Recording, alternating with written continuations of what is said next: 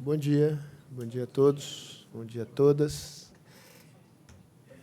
Olá, eu vejo várias caras amigas aqui.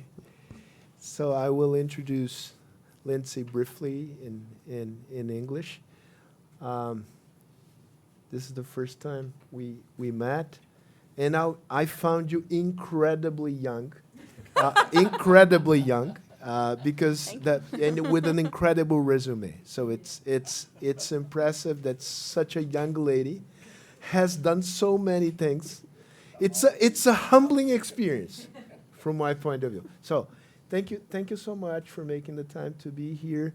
Cesar and Madeline, thank you so much for the support of the American General Consulate in São Paulo. As always, you've been very supportive. You know, it's a pleasure to hold meetings here with people that we both think are worth bringing to Brazil.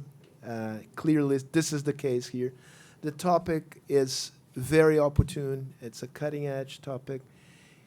And it's hard to find someone as knowledgeable as Lindsay to talk about it, because you were wearing 3 hats, right? And it related to this. So you were in Congress working with a congressman, a senator from Virginia, which is one of the leading figures in the American Congress in this area of emerging technologies. You have created your own startup firm, and now you work with one of the most important think tanks in Washington, the German Marshall Fund, which is, by the way, a partner of the foundation.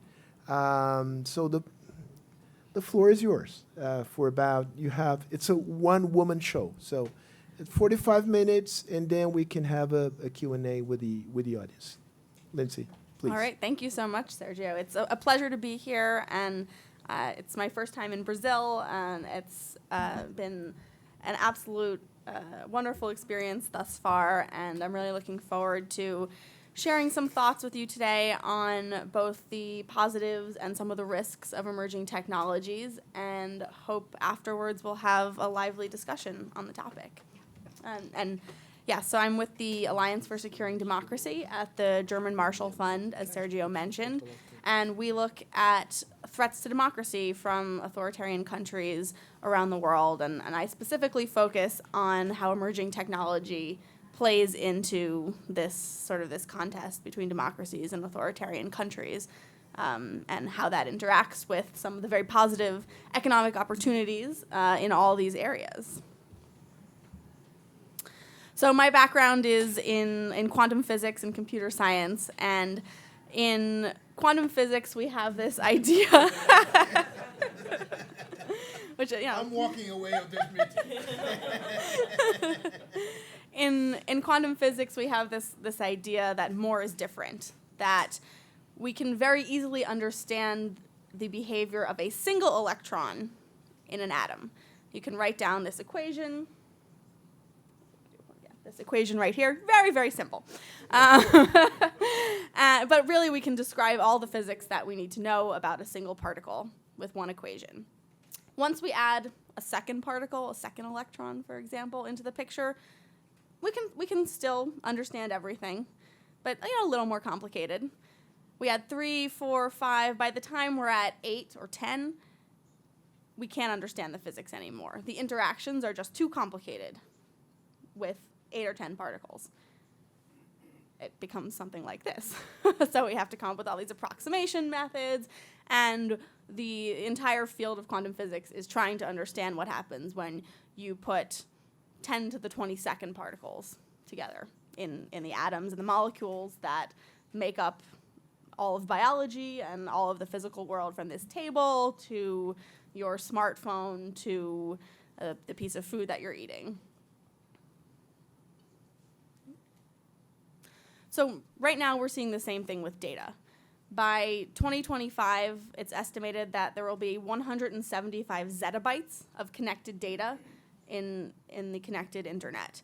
And that's the zettabytes, for those who need a review, that's 10 to the 21st power. So an enormous amount of data on the same order of the number of atoms in a molecule. So all those really complex phenomena that come about from this massive amount of information and the massive number of particles that lead to this confusion there, we're going to be seeing the same thing with data. So I think we can't fully grasp just the scale of the applications that are going to be enabled by this explosion of data, and we're really only at the starting point. Of course, this information and data has been called the new oil, famously by The Economist, and it will have geopolitical importance. And I think, this is not a perfect analogy. Obviously, data is not an exhaustible resource, whereas oil is. But I think the geopolitical power of who amasses, who owns, who operates and controls information is analogous to oil in the sense that it will determine nation-state power and economic competitiveness and military competitiveness in the fourth industrial revolution, the information age. And artificial intelligence is what enables us to harness this technology and all this information and to provide useful insights about the world. So what is artificial intelligence? Artificial intelligence is a discipline of computer science that tries to make sense of the world and perform classification tasks and understand this is a cup, this is a name card, this is a microphone, and understand on a computer level what is going on in the world. It dates back to the 1950s, where there were essentially two schools of artificial intelligence. One took a very top-down approach, following recipes and algorithms, trying to codify human wisdom by a series of decision choices, as here. And this came to prominence especially in expert systems in medicine, where you can imagine a computer programming a diagnosis. Do one test, get the results. If it comes back positive, do another test. If it comes back negative, do another test. And this very sequential top-down automation. It turns out that had some limits to it. And so a second school of artificial intelligence has emerged that's really the one that's making these advances possible today. And this was a very bottom-up approach, trying to understand something from all the data in all the world and being shown multiple examples, a myriad of examples of a certain phenomenon, and understanding in this bottom-up approach based on the data. And that's really where we are today and how machines learn in this day and age. And so one prototypical and stereotypical task of machine learning systems is classification. So we are presented with an image, and you say, is it a cat, is it a dog, is it a mug, is it a hat? And as you can see, there are so many different types of cats, dogs, mugs, hats, and everything. And it's very difficult for a computer to pick out that the cat on a sofa is also a cat, and the cat outside is also a cat, because the computer just sees these images. So this is the task of machine learning, to perform these classifications and understand the world around you. And you can imagine the applications in autonomous vehicles, for example. A machine learning system in an autonomous vehicle needs to be able to understand, well, if I look at the road ahead, where is there a car? Where is there a lane marking? How do I do a lane change? Is there a car coming behind me? And how do I know when it's approaching? And you use sensors, and you collate all this information. And this is, again, so much information at every second of the car's operation that the computer needs to understand and process and make classification decisions. Is it safe to go? Yes or no? Is that a stop sign or a yield sign? These are all machine learning tasks that are very similar to this more simple problem of classifying cats, dogs, mugs, and hats. This obstacle on the road is a pedestrian. Exactly. Yes. Yes. Yeah, don't hit it. Exactly. The procedures would be different. Yeah. And that's one of the hardest tasks in autonomous vehicles, is knowing, when is there going to be someone running out into the road and anticipating that behavior. So you may all be familiar with this picture, this CAPTCHA, reCAPTCHA, human identification, when you go to these websites and you have to certify I am not a robot. And you do that by checking, at least in this example, where are the squares with the street signs. And maybe it's a little unclear. Should you pick that one up top, probably yes. But, generally we can figure it out. But I don't know if anyone else has noticed this, but I've noticed they've actually gotten a lot harder lately. And sometimes I even mess up and forget to select. Especially for myopic people. They're getting more challenging, but actually there's a reason for that, because this very same test that allows us to certify that we are human, we are not robots, is exactly what's being used to train the next generation of classifiers. So this is, I think, from Google, and they're working on an autonomous car. And of course, as I mentioned, the car needs to distinguish what's a street sign. So in order to do that, it requires an explosive amount of labeled images. So that's what we're doing when we select all these images. We are labeling the images for the algorithm to train on so that it can get better at becoming like a human. And that's why it's getting harder and harder, because the algorithms are getting better and better at distinguishing these human tasks. The very tasks that we use to prove our humanity are the ones that the computers need to work at in order to be more like us. So artificial intelligence has an amazing number of really positive applications. I've studied autonomous vehicles, and the idea that road accidents will decrease is truly amazing.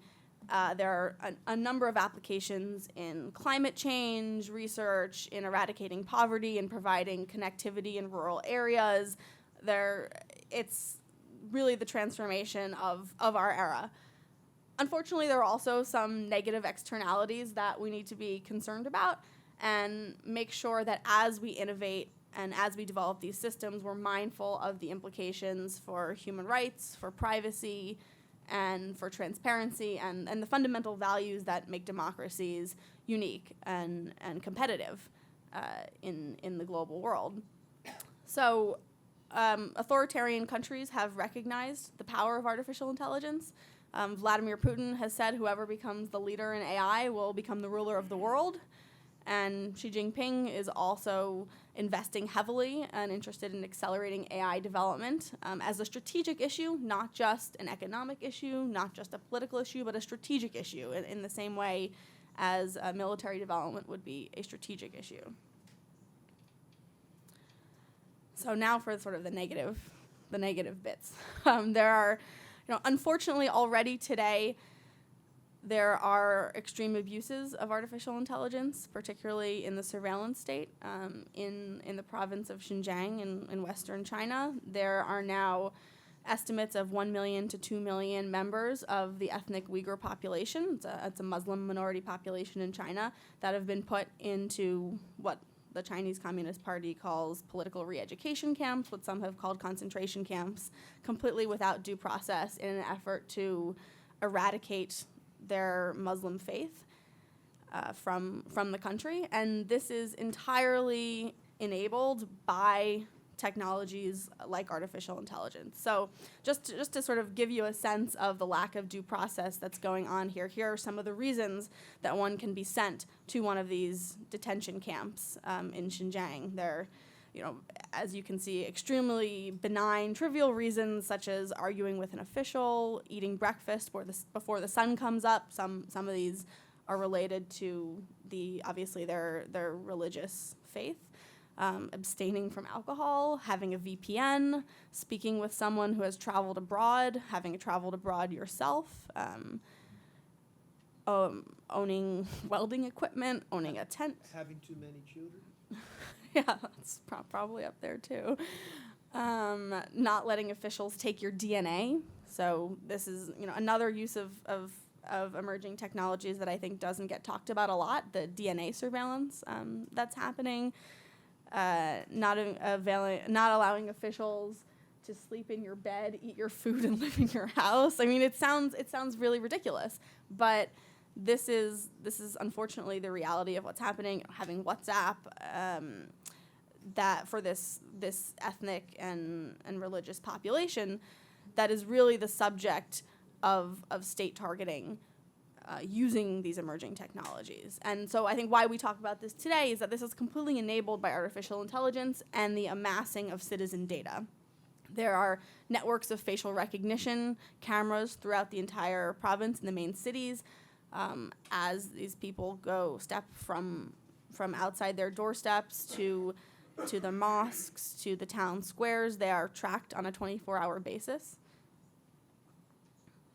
And earlier this year, one of the security contractors in the region called SenseNets, this was a facial recognition company, it is with contracts there, they, in this bizarre combination of surveillance supremacy and security incompetence, left this database of millions of records of these people just open on the internet. So clearly some privacy and security issues with this personal data there, but it was really illustrative to just show just how widespread and just the scale of this tracking. And so what the database showed was that their movements were monitored with 24-hour GPS movements monitoring, connected with facial recognition images, connected with information about personal vehicles, home addresses, online activity monitoring, and tied with DNA surveillance.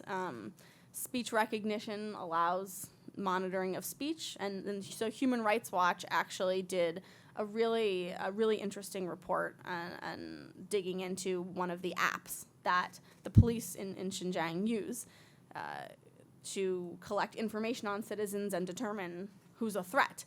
And so they're melding all this information from their DNA, from their cookie tracking of websites. So, you know, when you go to a website, you can decline to get tracked by the cookies sometimes. But this is exactly the technology that every website they visit is monitored by the state, by the police, and fed into this app to determine what citizen is a threat. And so what are some of the ways that one can be determined a threat? One is if you fill up your vehicle and leave it outside of your home for too long.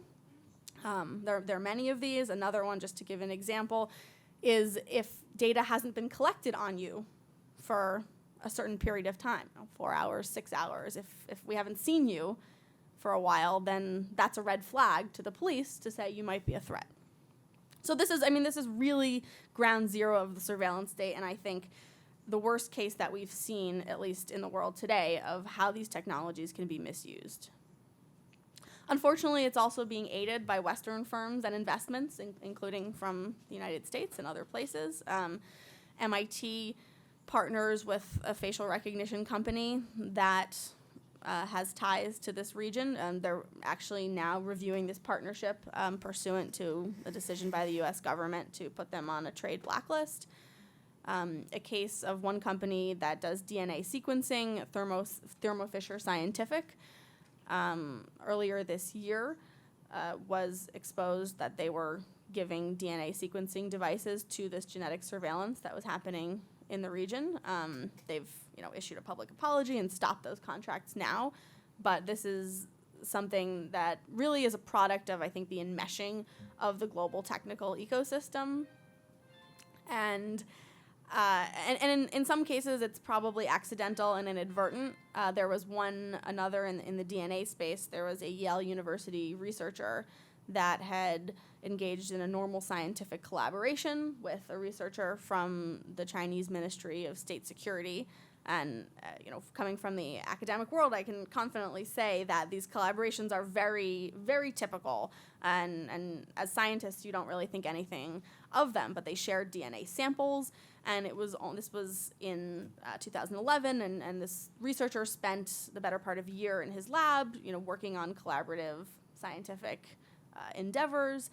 And it was only discovered later this year that those samples that were shared as part of a routine collaboration were used to prove out this genetic surveillance and distinguish who's a member of this Muslim minority from other elements of society. So I think the misuses of these technologies require researchers to be more vigilant on where their technologies are being used and who their partnerships are. Balancing that with spirit of open innovation and the truly wondrous achievements that some scientific collaborations have produced. I mean, the eradication of smallpox was an international collaboration, the International Space Station. There are, clearly distinct positives to collaborations, and I think we don't want to err on the side. We don't want to go down a path where we become so xenophobic that we're closed to what makes democratic systems open and innovative and unique. But there are some concerns to be aware of. The surveillance state doesn't just exist in the province of Xinjiang. There are now 200 million surveillance cameras in China, and in a show of force, a demonstration of the power of these technologies. In 2017, a BBC reporter was located in just 7 minutes in a smaller Chinese city.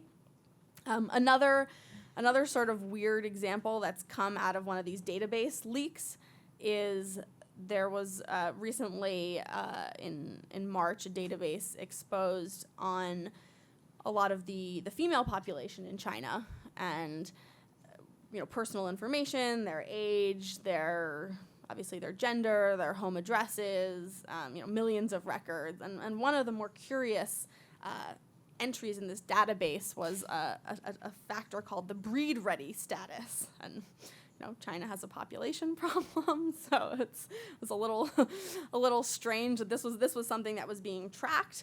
But I think we're going to be seeing more and more of these kind of database dumps that have just been left open on the internet. And I mean, I think lastly, it's important to note, why are we talking about that here in Brazil? Why should democracies outside of China or Russia or other places really care? And I think the reason is that this is not contained within one country. The surveillance equipment that is really being pioneered there is being distributed around the world. I think the New York Times headline said it right when they said "Made in China, exported to the world." 18 countries already are using these Chinese-made intelligent monitoring systems. And 36, including Brazil, have received trainings in topics like public opinion guidance, which is a euphemism for censorship, shaping the public opinion, and tying it back to artificial intelligence and emerging technologies. The same technology and natural language processing that allows future translations. I've been using Google Translate app a lot here during my stay in Brazil, and it's been extremely useful. But that same technology that helps understand language and translate from one language to another can also be used to understand what people are saying and to be controlled by a state if it's misused. So clearly these technologies confer a lot of geopolitical power and are embedded with a certain ideology based on their creators.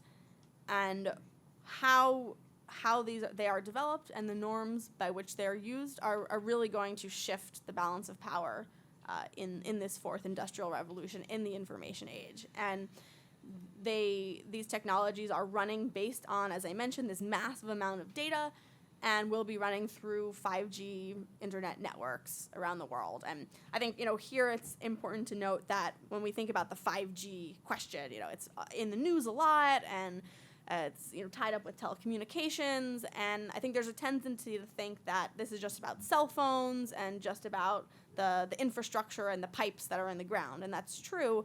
But actually, the very pipes that are being put in the ground for 5G to carry all this information are going to enable really the next generation of applications that we've been talking about, from the facial recognition to the smart vehicles to all these internet applications that have immense positives and, as we've seen, some strong negatives. So there really is a connection between the internet infrastructure and having control over the information that flows through it, and the ability to steer that development of that information in a direction that respects democratic values.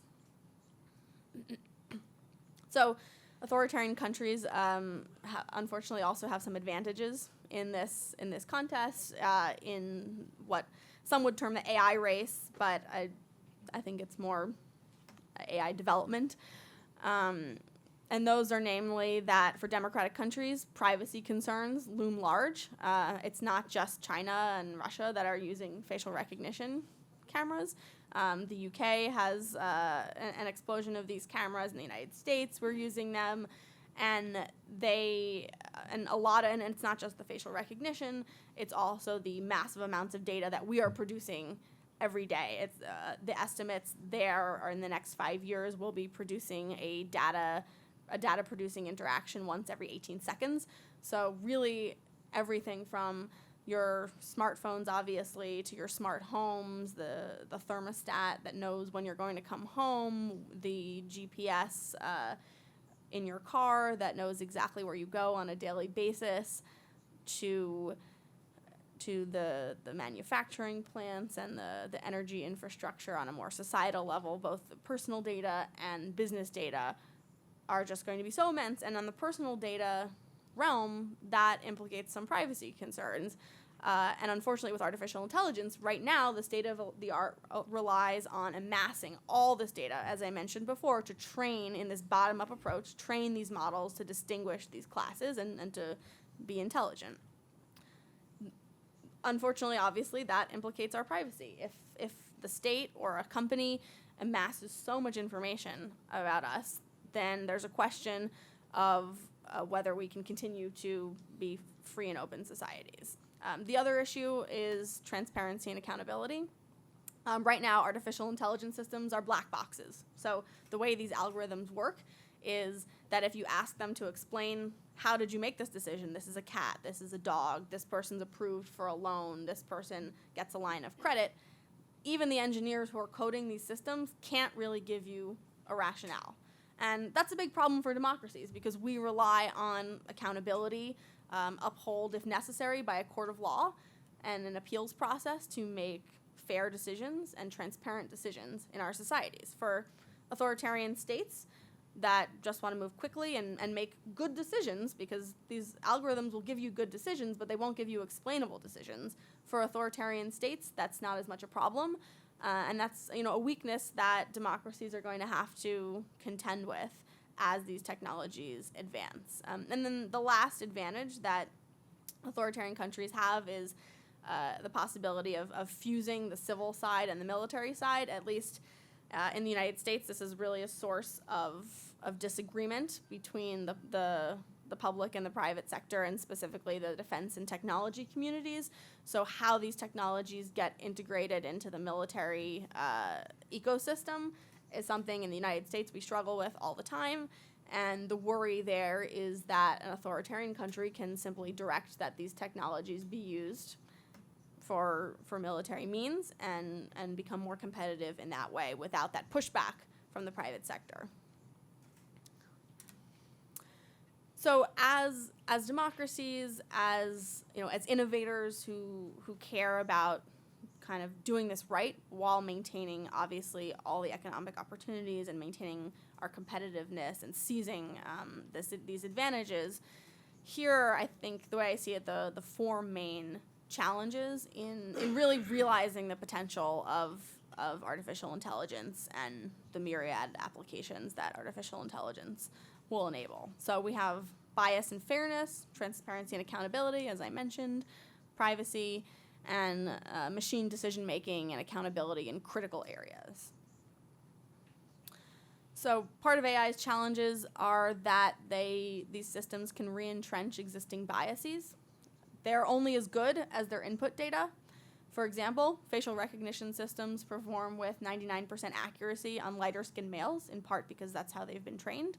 They misidentify women of color, especially, around a third of the time. And that's a problem because if they're being used in policing systems, even in identification systems, it raises challenges. What if your police facial recognition database, which may not be what the surveillance state is, but may be a legitimate and lawful use of facial recognition to apprehend criminals who get compared to a database. There are lawful uses of this technology too. what if it performs better on one ethnic population than another? Do we risk re-entrenching some of the biases that already exist in our societies on racial and gender lines? Another example was from an Amazon recruiting algorithm that inadvertently was biased toward male candidates. It looked at their resumes and it found, based on an artificial intelligence machine learning algorithm that no one really totally understands why they pick out certain things, it ended up picking out phrases in the resume like competent and executive, and it turned out that those phrases were preferentially selected by male candidates. Who knew?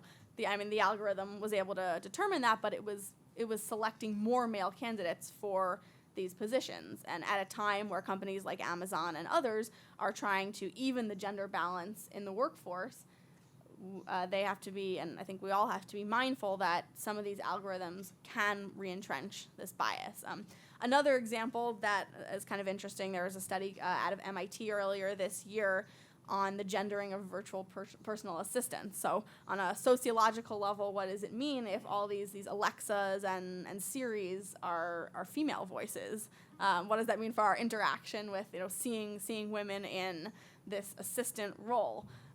It risks re-entrenching some of our preconceived ideas and some of the biases that we're trying to eradicate.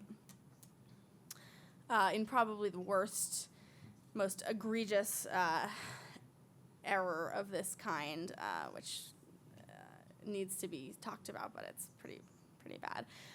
In 2015, Google Photos started labeling their images, providing a nice little guide to what's in an images, and it misidentified a woman of color as a gorilla. It was captured on Twitter by a friend of hers. Unfortunately, though, as bad as that was, Google's solution to that problem was not much better. They simply removed the gorilla category from their options. So they haven't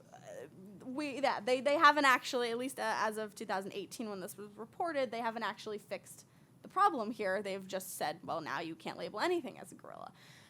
So I guess my point here is that some of these systems are not as advanced as they need to be unleashed on the wild, and certainly there are regulatory issues that need to be addressed before a technology like this can really be used fully. But these are some of the challenges that obviously Google is working to overcome.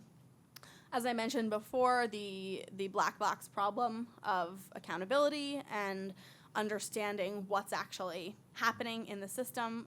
If you imagine a future where, and I think this is where we're heading, where artificial intelligence is used in all manner of government service provision, in medicine, in finance, in the legal field, and in defense and transportation, being able to answer these questions of why did you make that decision?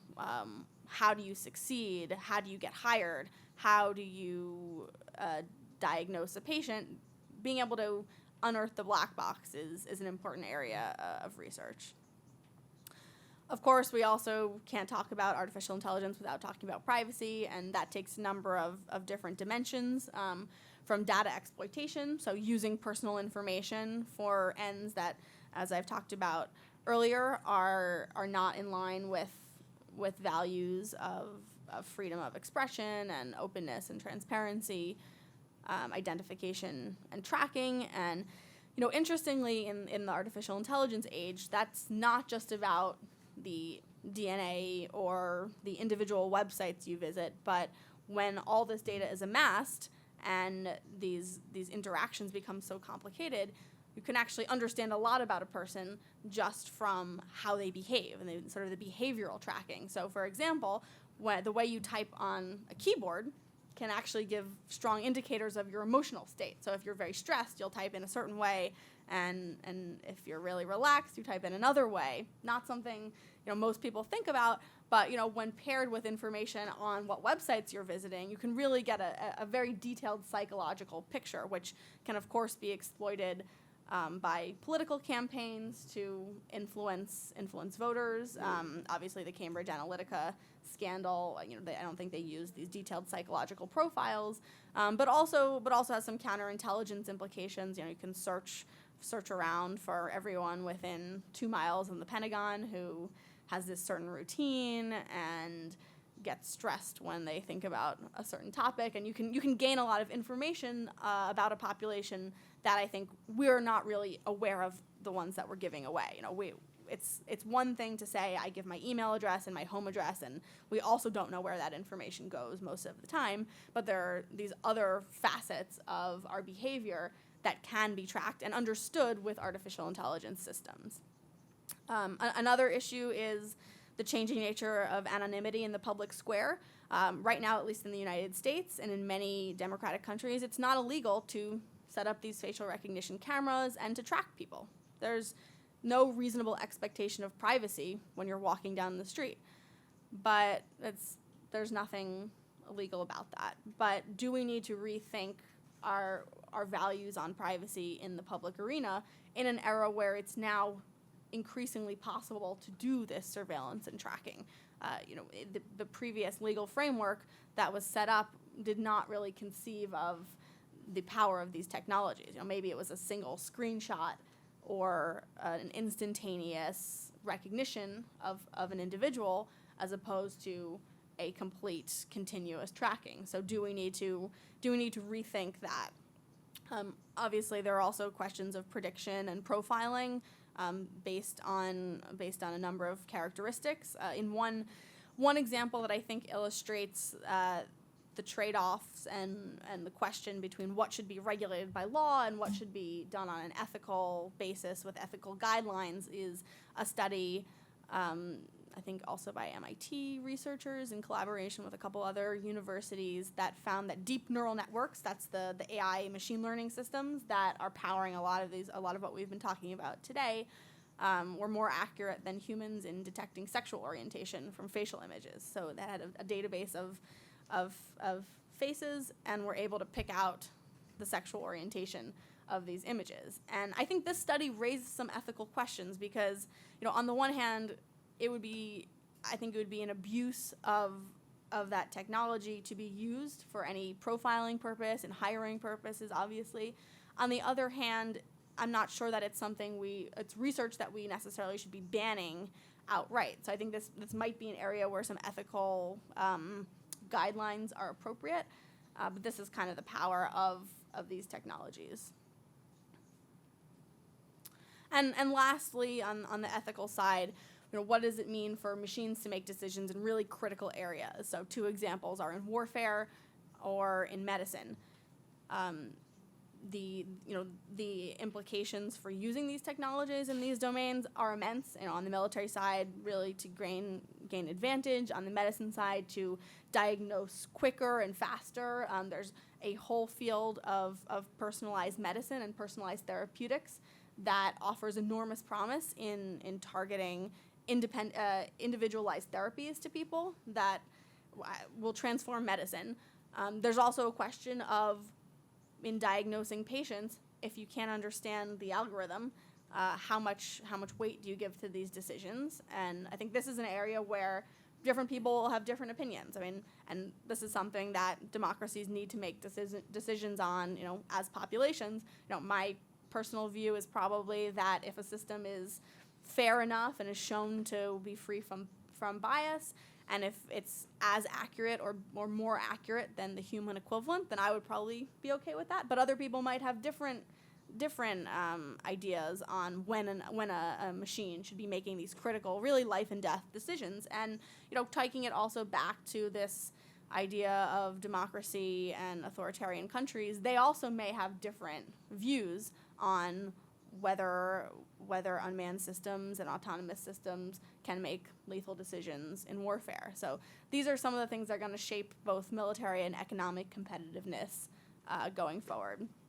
Democracies also rely on objective reality. That's increasingly coming under question in the information age. This is a picture, I apologize for not having the video there for you, but of a deep fake video where you can literally put words in someone's mouth, and these technologies are getting better and better and better.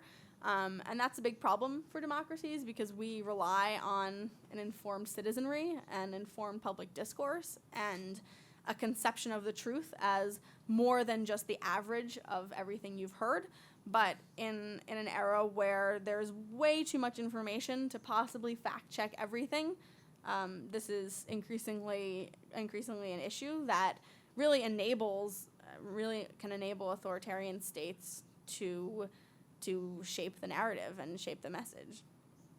An embarrassing example from my own country is that information operations are also actively weaponizing the media. In 2016, 32 of 33 major American news outlets cited a Russian troll account at least once in their coverage. So, not only was American democracy attacked in an electoral sense, but really the fourth estate, the media, was really fooled by Russian information operations. And we've learned some lessons since. I think it's been a little bit of a wake-up call that we all need to be a little bit better about doing some due diligence on what we like and what we share, and certainly for journalists to develop some practices around handling this type of information. But it's something we are completely unprepared for, and shows the power of targeted information operations.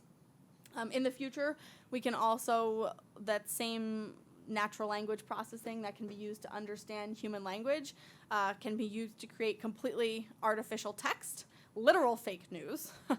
And when you combine that with the data that's being collected about each and every one of us, that can allow sort of a human out-of-the-loop influence operation, whereby you could imagine some kind of A/B testing of, let's create a fake paragraph and send it to a targeted segment of the population, maybe a religious group, an ethnic group, a social group, and see if they like it, see if they share it.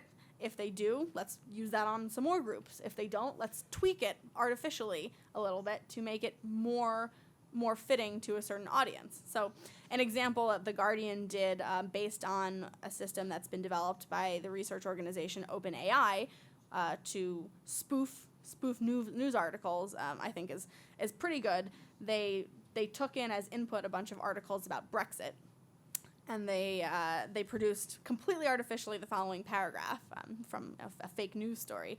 Asked to clarify the reports, a spokesman for May said, "The PM has made it absolutely clear her intention is to leave the EU as quickly as is possible, and that will be under her negotiating mandate as confirmed in the Queen's speech last week." Sounds pretty realistic. They're spoofing fake quotes from officials. It has the journalistic style and prose. You could easily see how this could be mistaken for true journalism, but it was completely artificially generated. So as democracies, what can we do to make sure that we're not stunting innovation, but we're still preserving some of these values that we all hold dear? One is to invest in the solution. So, and this takes a couple of forms. There's a field of machine learning research underway called explainable machine learning to try to build algorithms that you actually can peel back the layers and understand what's going on inside the black box. Right now, they're not the state of the art. The best systems are the black boxes. I think as democracies, we need to invest so that the best systems may not be the black boxes. Secondly, we need to develop strong moral and ethical frameworks around emerging technologies. Understand, and there are some complicated questions here, but understanding and clarifying what's an appropriate use of a technology and what's a misuse.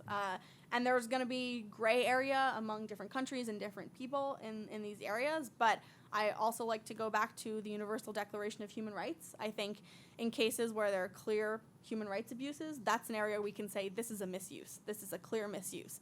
In some of these other areas, do you program the car to the classic ethical problems to swerve into the tree and avoid hitting the pedestrian, or how do you make that calculus?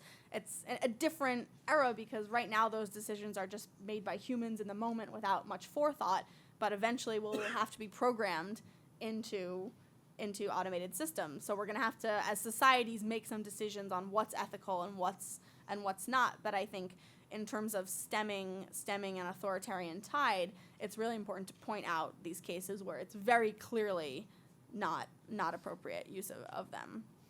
And that leads to the third point, condemning tech-enabled human rights abuses, and also being careful that we don't enable them. So being a little more conscious about investments and partnerships. And I think this is where government also has a role to play in identifying companies that are engaged in human rights abuses, so that it's not all on the companies and not all on especially smaller startup companies to do extensive due diligences in this realm. A little bit on what's been done to try to either regulate AI or control some of these more nefarious uses. I think it really starts with data, and the European landmark privacy framework, the General Data Protection Regulation, is the state of the art right now. Brazil has, as many of you I'm sure know, also adopted a very similar piece of legislation, the LGPD, yep, LGPD, yep, that's one. And not LGBT, no. Not it's confusing. It's just it's D instead of the T, yeah. And that will come into effect next year, and I think there'll August. be some interesting experimentation on how that gets implemented in the European context. There have certainly been struggles to implement the framework, and it's very much a work in progress, but this is kind of the best place to start, I think, is in regulating how data gets shared and who owns it and who controls it, and really, shining a light on some of the uses of the data. So what does the GDPR look like? As I'm sure many of you have seen and interacted with websites like this, where you can say yes or no to these cookies. But some of the principles of these data privacy frameworks are over consent about how data is used, the right not to be profiled. An interesting one is the right to be forgotten, to have your online presence erased, which I think poses some questions for authoritarian states, where probably they would like the right to be forgotten, and poses some questions for the historical record. As the historical record is increasingly digitized, how do we preserve the truth? And it's, I think, something we need to be more vigilant about. It's a lot easier to edit the historical record when it's online than when it's in a library and you have to go through thousands of books. Another facet of this framework that I think is extremely important is the right to know when data has been hacked. So in the European GDPR, and I think this provision also exists in the Brazilian version, companies are required to notify a regulatory authority within 72 hours of becoming aware of a data breach. Why I think that's so important is that intellectual property theft and from cyber espionage is a huge economic drain. In the United States, it's on the order of $50 to $100 billion of economic value per year is lost through intellectual property theft. And part of the problem with that, and why we haven't been able to solve it yet, is that there's really no incentive for businesses to report that they've been hacked. It's not a great look for shareholders. It's not very helpful for the bottom line to go public on these hacks. And as a result, no one has been able to figure out where these hacks are coming from and stem the sources of that, because everyone's on their own. It's like sort of a tragedy of the commons issue. So this provision, while not requiring these hacks to become public, would require them to be reported, so that at least an authority can start to take some steps to understand where they're coming from and build better defenses against these incursions. Another principle of GDPR is data portability, the idea that individuals can control where their data goes and can say, I want to reclaim it from this source and bring it to another source, and really putting data ownership in the hands of the consumer. Also under consideration for regulating artificial intelligence, in the future, some ideas that are being thrown out that these are not in law yet, changing to an opt-in consent for data use as opposed to being able to opt out. We all know the power of the default. Many people just don't change the default options. I think we're probably all guilty of just clicking, whatever the easiest thing is to get to the website. So there's a movement to try to shift that from an opt-out, that you have to go in and do more work, to actually having to opt in to consent to your data being used. Another piece of interesting legislation that's coming out of the state of Vermont, actually, is to register data brokers. So they require a list of everyone who's buying and selling data. In the United States, A recent story came out that actually DMVs, the Department of Motor Vehicles, that's where you go to get a driver's license, and you provide your information and you get your license, you take your driver's test. They're actually selling personal data for profit. And that's legal, you can do that, but it's not something that most people really expect. So legislation like this that requires you to register if you're going to be buying and selling personal data, at least shines a little bit of transparency on what you're getting into when you get a driver's license, for example. The ability to opt out of targeted ads has also been proposed. One senator has proposed a bill that would limit the auto replay features on services like Netflix, probably on the more extreme category, not allowing you to say what's next. But I think it does also speak to the power of these automated systems, many of them artificial intelligence algorithms, in showing the content that we view. For example, YouTube, over 60% of the content viewed on YouTube is content that the algorithm recommends. So usually you go to watch a specific video on YouTube, but then the vast majority of time spent on the platform is spent using content that the algorithm recommends. And there's very little transparency on how that algorithm works. Are you being shown something because of some personal characteristics of what you've seen before? Yes, but also what's popular. And YouTube has been called the great radicalizer for sending people down these rabbit holes that lead to conspiratorial content that gets a lot of views and clickbait and to increase the watch time. And there's very little transparency on how these algorithms are working. And that can also be a problem around censorship. If one of these algorithms is censoring content and we don't know about it because we don't have transparency into how it works, then we can be unwittingly steered in a direction to vote for a particular political candidate or to select a particular policy proposal. So that's another one of the proposals that's been suggested, and also obviously breaking up big tech. I think these proposals are not quite as fleshed out as to what harms these breaking up the tech companies will seek to cure, but that's certainly something that's under discussion and on the table. So I'd just like to conclude by taking it back to the context of democracies. I think next week we're coming up on the 30th anniversary of the fall of the Berlin Wall, which, if you think about it, is really not that long ago.